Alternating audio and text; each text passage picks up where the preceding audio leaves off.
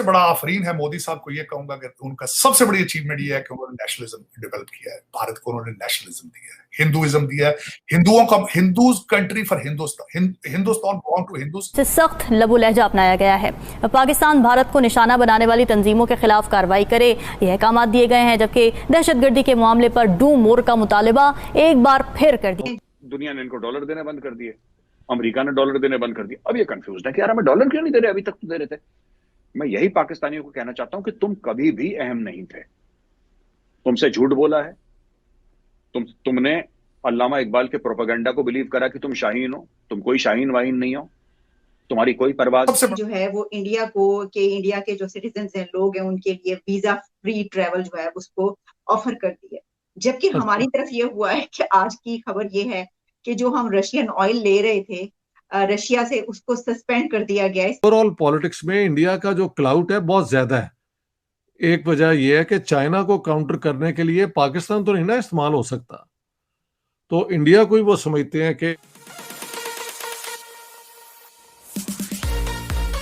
वो इंडिया के जो सिटीजन हैं, लोग हैं, उनके लिए वीजा फ्री ट्रेवल जो है उसको ऑफर कर दिया।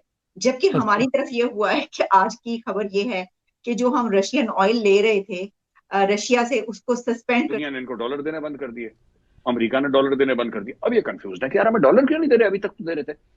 मैं यही पाकिस्तानियों को कहना चाहता हूं कि तुम कभी भी अहम नहीं थे, तुमसे झूठ बोला है, तुमने अल्लामा इकबाल के प्रोपेगेंडा को बिलीव करा कि तुम शाहीन हो। तुम कोई शाहीन वाहीन नहीं हो, तुम्हारी कोई परवाज नहीं है। ये झूठ में भरोसा मत करो, ठंड रखो। पहली चीज, मोहम्मद अली जिन्ना ने बोला कि कश्मीर तुम्हारी शारग है, उसने भी तुम्हें चूना लगाया है, तुम्हारी कोई शारग वारग नहीं है, रिलैक्स। और तीसरी चीज, जो चीज जरूरी है सर, जो पाकिस्तानियों के लिए, मतलब क्यों पाकिस्तान को इंपॉर्टेंस दिया जाता है, क्योंकि पाकिस्तान का बॉर्डर अफगानिस्तान के साथ है, राइट सर। अमेरिकन कभी पाकिस्तान में नहीं आए।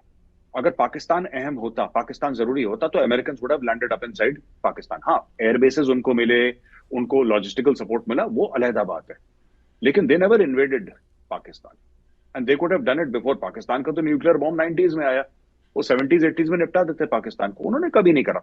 उन्होंने क्या बोला? उन्होंने बोला यार देखो, हमारा मुद्दा अफगानिस्तान के साथ है और पाकिस्तानी बिकने को तैयार है। कहते रशिया की तरफ, अगर वो तेल अच्छा नहीं है, let Indians buy that oil and refine it. बात खत्म हो गई, मार्केट तो है ना, go to the Gulf and get from there, बात खत्म हो गई। लेकिन इमरान खान का रिमूवल अमेरिका ने सिर्फ ऑयल के हवाले से करवा लिया है या कहा है, ये एक बहुत बड़ी इंसल्ट। ओवरऑल पॉलिटिक्स में इंडिया का जो क्लाउट है बहुत ज्यादा है। एक वजह यह है कि चाइना को काउंटर करने के लिए पाकिस्तान तो नहीं ना इस्तेमाल हो सकता, तो इंडिया को ही वो समझते हैं कि एक बहुत बड़ी इमर्जिंग पावर भी है, उसकी मार्केट बहुत बड़ी है, वहां पे बहुत अमेरिकन चीजें बिक सकेंगी। और इंडिया ने कभी टेररिज्म नहीं एक्सपोर्ट किया, ये बहुत बड़ी उनकी अचीवमेंट है ना। पाकिस्तान ने तो हर किस्म का पंगा ले लिया और बाद में पता लगा कि किसी जोगे नहीं है गए, तो अब जो है उधार लेते फिरते हैं। तो जो उधार लेता फिरता है वो, उसका क्या कोई इज्जत होती है मुआशरे के अंदर? ये Pakistan India should not be compared in such situations. कि मैं मरूंगा तो पीछे मुझे याद किस तरह किया जाएगा। आपके जिंदा है, डेड बॉडीਆਂ फिर रही हैं, जिंदा डेड बॉडीਆਂ। लोग एयरपोर्टों पे गालियां निकाल रहे हैं उनको दुबई एयरपोर्ट पे जुतियां मार रहे हैं, फ्रांस जुतियां मार रहे हैं। की फर्क पैंदा कहना भान की चल रहा है, कहना चल रहा है चीमा साहब। फिर यही होता है, कौमें जब तबाह होती हैं उनके हालात यही।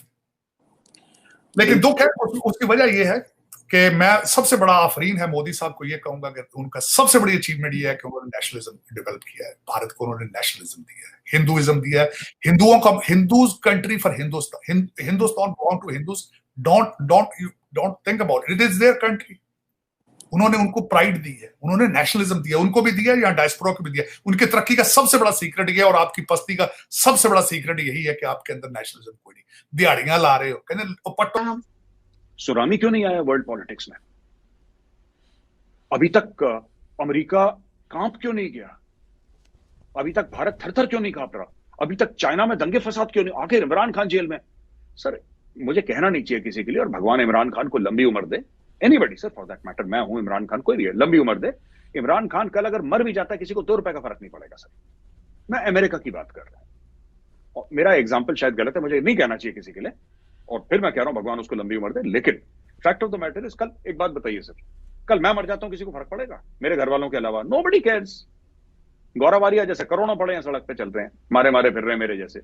तो इन लोगों ने ये क्या है कि ये हर समय ना फरिश्ते की तलाश में है पाकिस्तानी। आप माइंडसेट समझिए सर, ये हर समय किसी फरिश्ते, किसी पैगंबर की तलाश में रहते हैं पाकिस्तानी।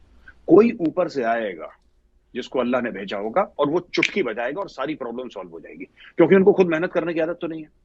तो आएगा, मुशर्रफ के समय ऐसा हो गया था, इसके समय ऐसा हो गया था, उसके समय ऐसा हो गया था। जो साया मुल्क इंडिया है, उसके एक जो साहब हैं, अब उनके बारे में ये कहा जा रहा है कि वो यहाँ के यानी अमेरिका के वो नेक्स्ट प्रेसिडेंट बनने जा रहे हैं। सर उसमें वैसे तो आप जानते हैं कि निक्की हेली, इस तरह के 2-3 नाम आ रहे थे, लेकिन अब जो है ना, अब एक और नाम सामने आ रहा है जो कि रामास्वामी का नाम है, और ये कहा जा रहा है कि जो नेक्स्ट यूएस प्रेसिडेंट जो है वो हो सकता है कि इंडियन ओरिजिन से हो, और वो रामास्वामी हो। सर इतना बड़ा गैप यानी बहुत ज्यादा नहीं है कि हमारे जो है वो पाकिस्तान के अंदर के वजीर के बारे में ये इख्तलाफात हैं, जबकि वहां के एक बंदा जो है वो अब अमेरिका के इंतखाबात लड़ेगा और हो सकता है वो प्रेसिडेंट बन जाए इसका। लेकिन अगर वो फ्रंट लाइन कैंडिडेट बन जाते हैं तो आप खुद ही देख लें, इंडियन ओरिजिन के लोग कितने आगे अमेरिकन सियासत में आ गए हैं, और दुनिया की सियासत का मरकज तो अमेरिका ही है ना अभी तक। तो लेट्स सी व्हाट हैपेंस। ये नाम ही इतना ऊपर आ जाना बहुत बड़ी एक अकम्पलिशमेंट है इंडिया के लिए। जय हिंद दोस्तों, आप सभी का स्वागत है आपके अपने YouTube चैनल भारत की वॉइस में। दोस्तों आप सभी को इंडिपेंडेंस डे की बहुत बहुत बधाई। दोस्तों यदि हम पर मुसीबत आ जाए तो हमारे घर वालों का सपोर्ट तो हमारे साथ होता ही है, लेकिन अगर घर वालों के साथ साथ हमारे दोस्त भी हमारे सपोर्ट में आ जाते हैं तो हम किसी भी बड़ी से बड़ी मुसीबत का सामना हंसते हंसते कर लेते हैं। लेकिन दोस्तों दोस्त वफादार होने चाहिए। ठीक इसी तरह रूस अपने भारत देश से दोस्ती निभा रहा है। तो यदि रूस की बात करें तो पहले यह सोवियत संघ हुआ करता था, तभी से भारत की दोस्ती चलती चली आ रही है। रूस जब सोवियत संघ था तभी से भारत की बहुत बड़ी मदद कर रहा है। दोस्तों सोवियत संघ ने भारत को इंजीनियरिंग के क्षेत्र में नई नई टेक्नोलॉजियां ट्रांसफ़र की थी। 1971 भारत पाकिस्तान युद्ध में रूस ने किसी भी देश की परवाह न करते हुए भारत के साथ मजबूती के साथ खड़ा रहा। तो यदि पाकिस्तान की बात करें तो उस समय पाकिस्तान के पक्ष में अमेरिका सहित 15 देश उसके साथ। ये रूस का ही पावर था कि भारत ने किसी भी की परवाह न करते हुए पाकिस्तान को 2 टुकड़े में बांटा, बल्कि नया बांग्लादेश भी बनाकर एक इतिहास रचा। सोवियत संघ टूटने के बाद भी भारत की दोस्ती कभी कम नहीं हुई। हमें कमेंट सेक्शन में कमेंट करके ज़रूर बताएं। यदि आपको हमारा ये वीडियो पसंद आया हो तो प्लीज़ इसे लाइक कर मेरे चैनल भारत की वॉइस को सब्सक्राइब कर हमारा सपोर्ट करें। जय हिंद, वंदे मातरम।